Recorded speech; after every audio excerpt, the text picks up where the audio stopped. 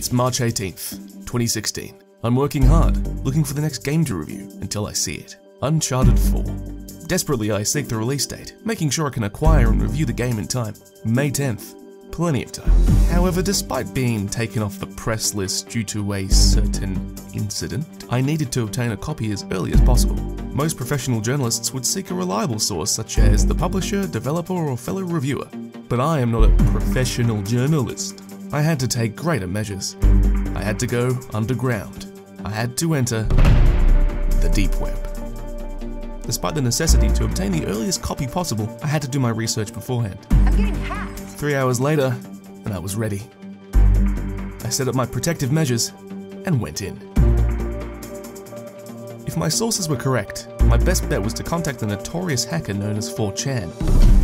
I had heard that he was somewhat malicious, but if you persisted, he would give you what you needed. I accessed his homepage through my protected browser and contacted him through the instant messenger. His reputation preceded him. However, after persevering, he sent me a request. I believed if I followed his orders, he would provide me with the game I required. Before I was about to take a swig, he contacted me via email. Although his words were cryptic, we eventually got on the same wavelength. We discussed payment, I posted my credit card details and home address, and waited patiently.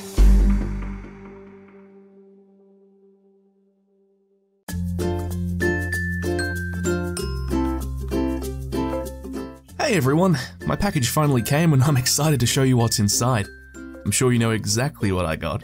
So this took about 2 weeks to arrive. I had a few issues with my bank account, but everything was resolved in the end. This was delivered by a hooded man, so I can safely assume that Australia Post has those new ninja postmen that everyone's been talking about.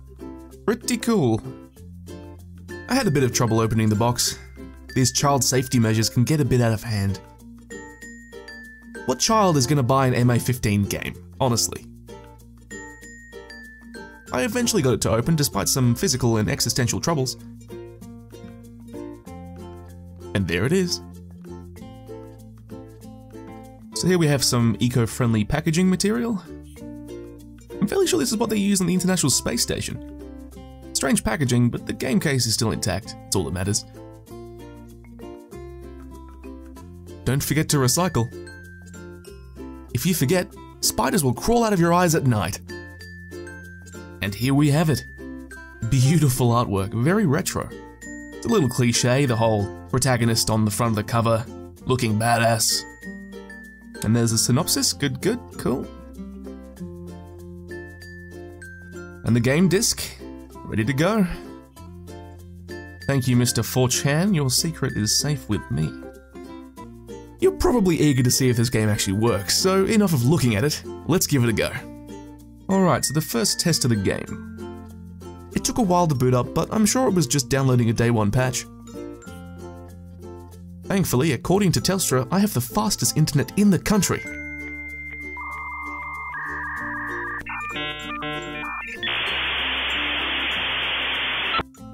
And here we have it, the title screen.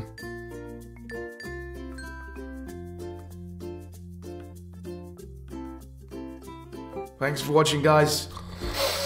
This has been my unboxing of the Uncharted. Like and subscribe.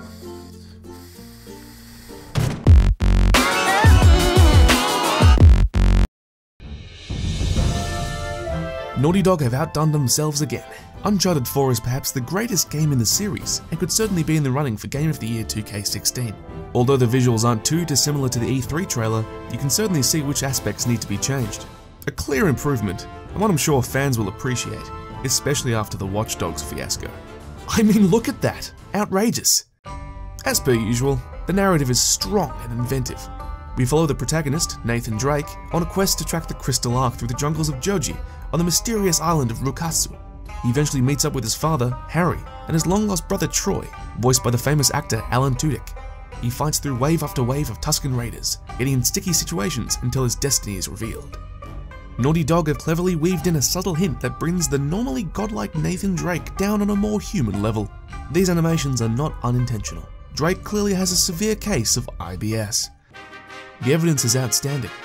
Drake is clearly stressed and unfocused, causing him to often fall or miss jumps despite me clearly pushing the right button. But the absolute evidence is right in front of us the entire time. The key is the canteen. To replenish your health, you must drink and refill your canteen as much as possible. What's one way to fight the symptoms of IBS? Drink plenty of water. But hey... Sorry, wrong channel. My personal favourite scene, and a likely favourite for the majority of players, is the dramatic scene where Nathan fights alongside the Yetis in the Snow Temple. The sheer level of realism in this scene is unprecedented. You'll want to buy this game solely for this scene. The ending is triumphant and abrupt. Does Nathan fight a horrifying supernatural boss? Does he surf down a collapsing building while being on fire and shooting bandicoots out of his nipples? No, he dies. And not in some dramatic way either. In a realistic twist, Nathan, after surviving almost impossible odds, simply falls to his death after miscalculating a jump. When has this ever happened in a video game? Never. Until now. His overwhelming stress and the desperate need to reign upon the porcelain throne has caused his downfall. Although I believe there will be a post-credits scene that shows Nathan waking up from his horrible nightmare and visiting his local medical practitioner, the game's strong DRM caused it to quit abruptly as soon as the game had ended, which was a shame considering how much I was enjoying it. Nevertheless, Naughty Dog have created a game that will stand the test of time. 8 out of 10.